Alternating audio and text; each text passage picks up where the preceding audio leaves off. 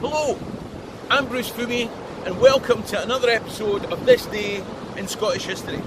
Now, I've been really busy over the summer doing live rather than virtual tours, but I thought I'd take the opportunity of a trip to Barra to tell you something that happened in this place on the 29th of September 1843.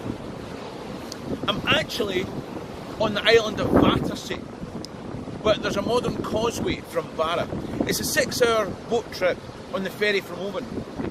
You might know about Vattersay from the shit-kicking Jupiter group, the Vattersay Boys. I met one of them in the pub last night.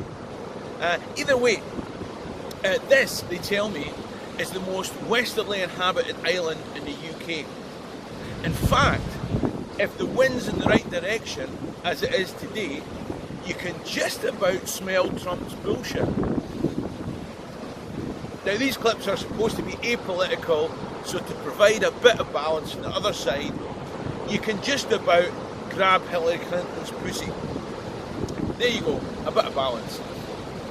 Now, I suppose today's episode relates to our North American cousins. Republicans, Democrats, Americans, Canadians, in my experience, they're all nice people. And why wouldn't they be?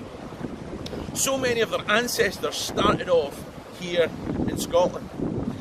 And many of them would have passed this way en route to building two of the most successful countries in the world. Some may even have passed the monument that sits just up in that direction. So why is there a monument up there? In 1843, a ship called Annie Jane left Liverpool on its way to Montreal, Canada, and it passed by here. Most of its crew were from Montreal in Canada. As such, Canada didn't actually exist at the time, but the point is, there were 450 passengers. They were from various places. They were Scots, they were English, Irish, and a lot of them were carpenters. They'd been commissioned for a big job in Montreal, and they were off to start it. It probably led to a whole new life across the Atlantic. And we've all been there, haven't we? A big new job that's going to change our fortunes.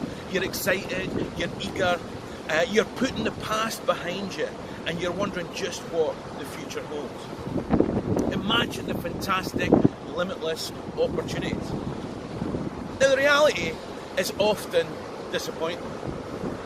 In addition to the crew, the ship set sail with 450 emigrants in that quantum state of anticipation and trepidation. And as you set sail, your stomach is both a wave and a particle at the same time. I remember once flying into Dubai airport in fog. At first, you're not even aware that there's a problem. You just hear the engine suddenly thrusting you back into the air when you thought you were coasting down the glide path. And then the pilot's announcement sets your senses tingling in anticipation of the second attempt. On the third attempt, it's not just your senses that are tingling, your rectum is also demonstrating quantum physics. By which I mean that your sphincter is both open and closed at the same time. That all happens in a period of minutes. But imagine you're on a ship and it takes days to turn around. You get lots of time to think about it. The weather, like this, has forced you back twice already. On your third attempt, it's so bad that you lose a mast. Now, you're not a frequent flyer, and most of you on this ship have never set sail before. Now you're at the mercy of the wind. This is a scary commute for your first day at work.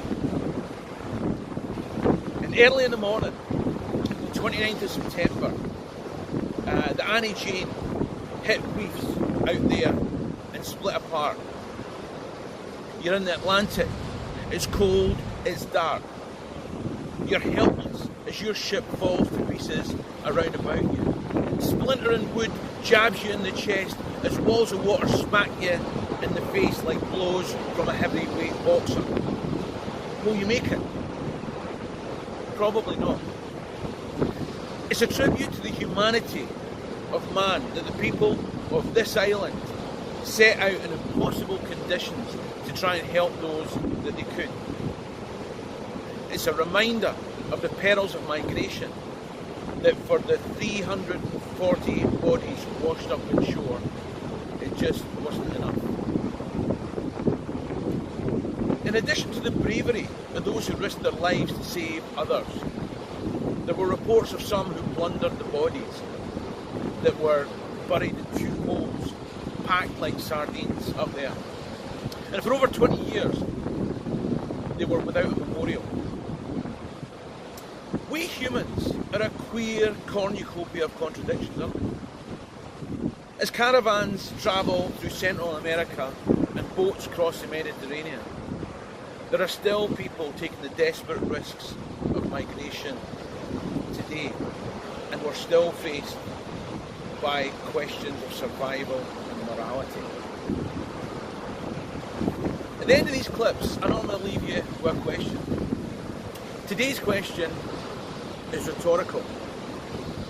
Isn't it weird that it seems easier to find sympathy for those long dead than for those living now? I mean, Docus can be Lama life. Cheerio, Vattersay.